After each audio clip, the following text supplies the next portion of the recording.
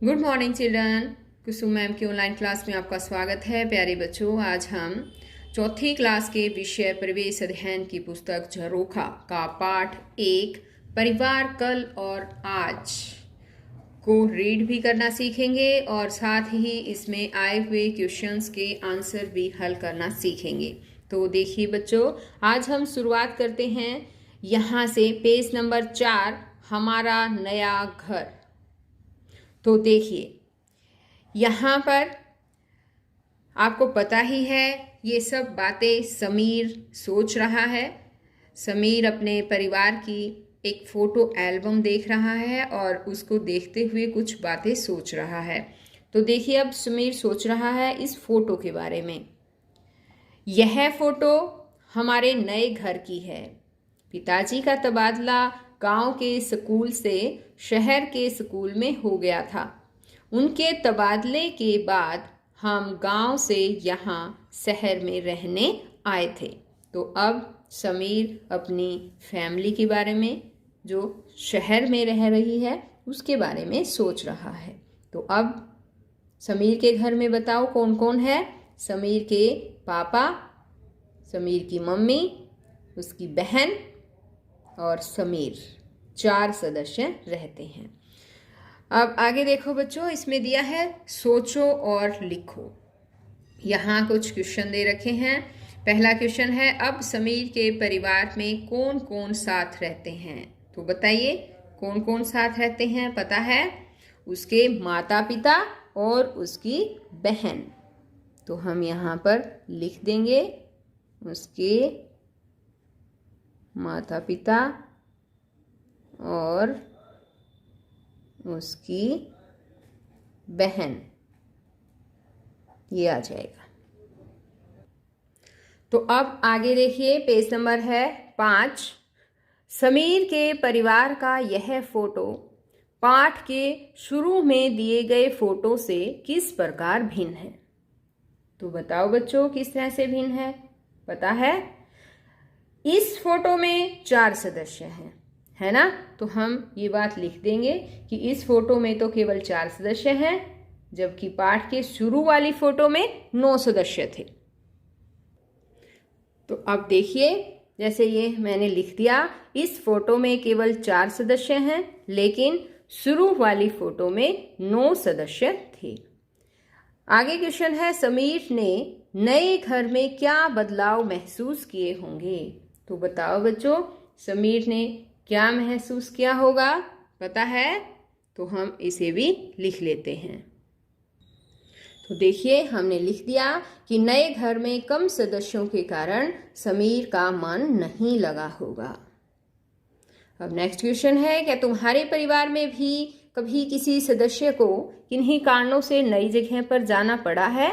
यदि हाँ, तो कहाँ पर। ये बच्चों आपको खुद लिखना है। अगर आपको ना पता हो तो आप अपने पापा से, दादाजी से, ताऊ जी से पूछ लेना और फिर यहाँ पर आपको लिखना है। अब आगे है, अब समीर का परिवार किस प्रकार का परिवार है। तो बताइए बच्चों, किस तरह का परिवार है उसका। जिस परिवार में सिर्फ हमारे माता पिता और भाई बहन ही रहते हैं, तो ऐसे परिवार को हम एकल परिवार बोलते हैं। तो समीर का परिवार कौन सा परिवार है। एकल परिवार। आगे क्वेश्चन दिया है कि परिवारों में अन्य किन कारणों से बदलाव हो सकते हैं। किन कारणों से बदलाव होते हैं। पता है, शादी विवाह के कारण हो जाते हैं। और बताओ, शाबाश। जन्म के कारण, या किसी की मृत्यु हो जाती है परिवार में, तब भी बदलाव आ जाते हैं। या किसी सदस्य के बाहर चले जाने के कारण, कोई घर का सदस्य बाहर चला जाए, उसकी नौकरी लग जाए या इस तरह से, तो हम लिखेंगे किसी सदस्य के बाहर चले जाने के कारण। अब आगे है, समीर के पिताजी स्कूल में अध्यापक हैं। तुम्हारे पिताजी या माताजी क्या काम करते हैं। ये बच्चों आपको यहाँ पर लिखना है इस जगह पर कि आपके माताजी पिताजी क्या काम करते हैं। आगे है, पता करो और लिखो।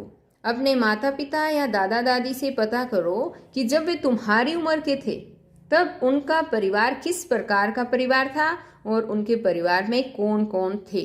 तो ये यहाँ पर भी बच्चों आपको खुद ही लिखना है, अपने दादा दादी से, माता पिता से पूछ कर लिखना है। अब आगे देखिए, मिलकर मनाई होली। यहाँ देखो, अब ये होली की तस्वीर समीर के आगे आ गई है। अब क्या सोच रहा है समीर कि यह फोटो तो पिछली होली के मौके की है। गांव से चाचा चाची, बुआ, अन्नू, अजय सब आए थे और हमने मिलकर होली खेली थी। तो ये वाली तस्वीर जो है वो समीर को होली की याद दिलाती है। अब आगे देखिए बच्चों, पेज नंबर है 6। अब बताओ तुम्हारे परिवार में होली कैसे मनाते हैं। तो इसके आंसर बच्चों आपको खुद लिखना है और बताना है कि आपके परिवार में होली किस तरह से मनाई जाती है।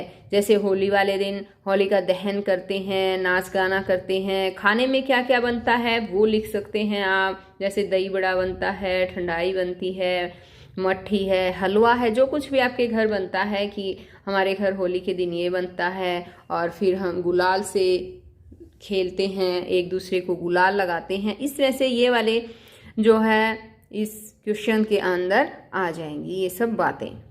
अब नेक्स्ट क्वेश्चन है, तुम्हें होली का त्योहार कैसा लगता है। तो बताना है तुम्हें होली का त्योहार कैसा लगता है। अगर अच्छा लगता है तो बोलना है कि मुझे ये त्योहार बहुत अच्छा लगता है। नेक्स्ट क्वेश्चन है, तुम कौन से त्योहार अपने दादा दादी, चाचा चाची आदि के साथ मिलकर मनाते हो। बताओ बच्चों कौन कौन से त्योहार हैं। होली, दिवाली, दशहरा, जो भी आप मिलकर मनाते हैं वो आपको लिख देना है। जैसे कि होली का त्योहार है या दिवाली का त्योहार है या दशहरा है और है जैसे कि रक्षाबंधन है। जो भी त्योहार अपने परिवार के साथ मिलकर मनाते हैं वो आपको यहाँ पर लिखना है। आगे है बुआ की सगाई। अब ये वाली फोटो देखिए बच्चों, इस फोटो में समीर को अपने बुआ की सगाई की याद आ जाती है। वो सोचता है कि ये फोटो उस समय की है जब मेरी बुआ की सगाई के अवसर पर हमारा पूरा परिवार गांव के घर में इकट्ठा हुआ था।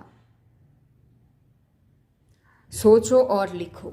अब यहाँ पर भी कुछ क्वेश्चंस दिए गए हैं, देखिए। त्योहारों के अलावा और किन अवसरों पर तुम्हारे परिवार के सभी सदस्य इकट्ठे होते हैं। आंसर आएगा त्योहारों के अलावा शादी विवाह, लंबी छुट्टियों, किसी के जन्म दिवस या शादी की वर्षगांठ आदि अवसरों पर परिवार के सदस्य इकट्ठे होते हैं। सेकंड क्वेश्चन है आगे, जब परिवार के सभी सदस्य इकट्ठे होते हैं तब तुम्हें कैसा लगता है, तुम क्या क्या करते हो। आंसर आएगा तब मुझे बहुत अच्छा लगता है, मैं अन्य बच्चों के साथ मिलकर खूब खेलता हूँ या खेलती हूँ। इस तरह से आ जाएगा। अब आगे देखिए ये वाली तस्वीर। इस फोटो में समीर सोच रहा है कि इस फोटो में मेरी बुआ कितनी सुंदर लग रही है। सगाई से 2 दिन पहले दादाजी ने सभी सदस्यों को अपने पास बुलाकर कहा था, खरीदारी का काम ताऊजी और ताईजी करेंगे, माँ पिताजी बाकी काम कर लेंगे, चाचा जी खाने का इंतजाम संभालेंगे। पर दादी ने कहा था अब समय बदल गया है, कपड़ों आदि की खरीदारी बहुएं करेंगी, खाने का इंतजाम और सजावट का काम घर के बेटे संभाल लेंगे। तो आगे देखिए, पेज है हमारा 7। सोचो और लिखो। समीर के परिवार में दादाजी और दादी जी ने फैसले लिए, तुम्हारे परिवार में फैसले कौन लेता है। तो यहाँ पर आपको लिखना है बच्चों कि आपके परिवार में फैसले कौन लेता है। अब समीर के परिवार में तो हमने पढ़ा था ना, किसने फैसले लिए थे, दादाजी ने और दादी जी ने। तुम्हारे परिवार में दादाजी लेते हैं, दादी जी या आपके मम्मी पापा लेते हैं, तो यहाँ पर आपको लिख देना है।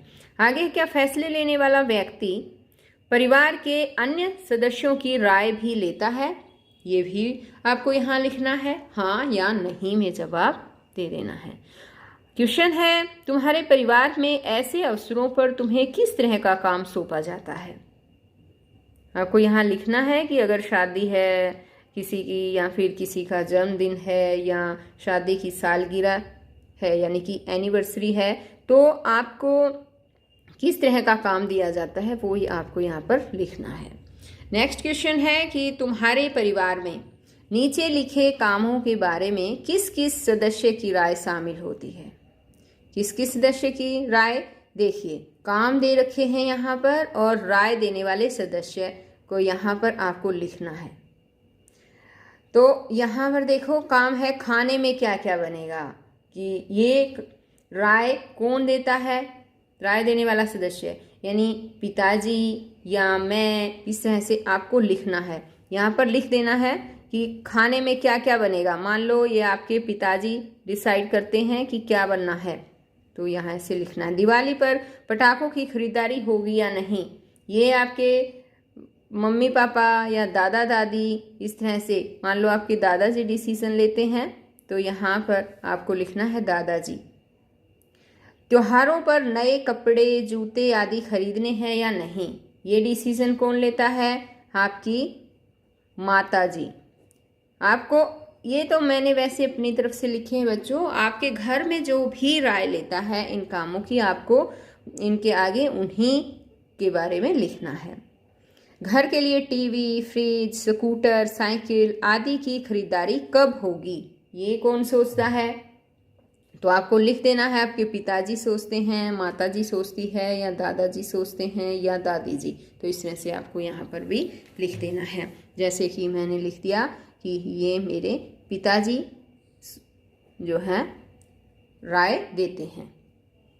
अब आगे है चर्चा करो। यदि तुम्हें एक दिन के लिए तुम्हारे परिवार का मुखिया बना दिया जाए तो तुम परिवार के लिए क्या फैसले लोगे। भोजन संबंधी क्या फैसले लोगे, बताओ शाबाश, कि भोजन में क्या खाना बनेगा, इस तरह से कि भोजन में आज हलवा बनना चाहिए, ठीक है।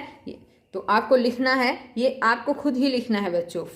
फर्नीचर खरीदने में आप क्या जो है सोचोगे, बताओ क्या फैसला लोगे फर्नीचर को खरीदने में।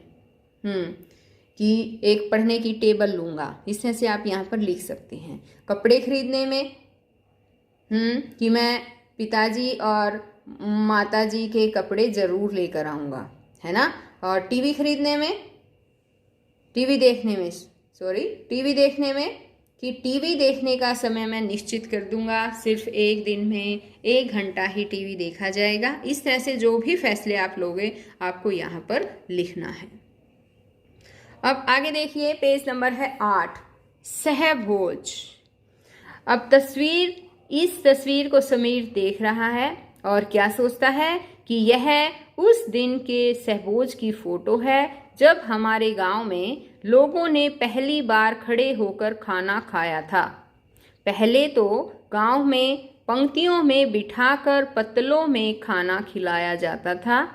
मिट्टी के बर्तन बनाने वाली बत्तो काकी के परिवार को भी खाने पर बुलाया गया था। तो इस तस्वीर को देखकर समीर याद करता है कि पहले जो है खाना नीचे धरती में बैठकर, लाइन में बैठकर खाना खाया जाता था, लेकिन ये पहली बार था जब हमारे घर में कोई आया था और खड़ा खाना वहाँ हमने सबको खिलाया था। अब है कि पता करो और लिखो। अपने दादा दादी, माता पिता से पता करो कि उनके समय में शादी में किस तरह का भोजन बनाया जाता था। तो अब आपको पता करके और यहाँ पर लिखना है, अपने दादा दादी और माता पिता से पूछना है। अब आगे है, भोजन किस प्रकार परोसा जाता था, ये भी यहाँ पर आपको लिखना है उनसे पूछकर कि पतलों में दिया जाता था या उनके लिए किस तरह से खाना परोसा जाता था, ये सब लिखना है। आगे सोचो और लिखो, क्या तुम किसी ऐसे सामूहिक भोज में शामिल हुए हो जहाँ पंक्तियों में बिठाकर खाना खिलाया जाता है। अपने साथी से भी पूछो। तो बताओ बच्चों, क्या इस तरह से हुए हो, ऐसे भोज में हुए हैं तो फिर लिखेंगे हाँ। कहाँ पर? मंदिर में, है ना। और कोई सामूहिक कार्यक्रम, धार्मिक कार्यक्रम हुआ था, ऐसे से हम यहाँ पर लिखते सकते हैं। जहाँ कहीं भी आप गए हो कि मैं वहाँ गया था और वहाँ एक धार्मिक कार्यक्रम था, तो वहाँ पर हमें पंक्ति में बैठाकर खाना खिलाया गया था, तो आपको यहाँ इस तरह से लिख देना है। तो बच्चों, आज इस वीडियो में केवल इतना ही। नेक्स्ट वीडियो में मैं आपको इसमें आए हुए आगे जो भी क्वेश्चन आंसर आएंगे, आगे बचा हुआ जो और पार्ट है, ये देखिए ये रहा, इस तरह से मैं इनके क्वेश्चन आंसर आपको समझाने वाली हूँ। अगर आपने अभी तक मेरे चैनल को सब्सक्राइब नहीं किया है तो बच्चों सब्सक्राइब भी करें और साथ में दिए बेल आइकन को ज़रूर प्रेस करें, ताकि मेरी आने वाली हर वीडियो का नोटिफिकेशन आपको मिलता रहे, मेरी वीडियो सबसे पहले आपके पास पहुंच सके। तो बच्चों फिर मिलते हैं नई वीडियो में, तब तक के लिए बाय।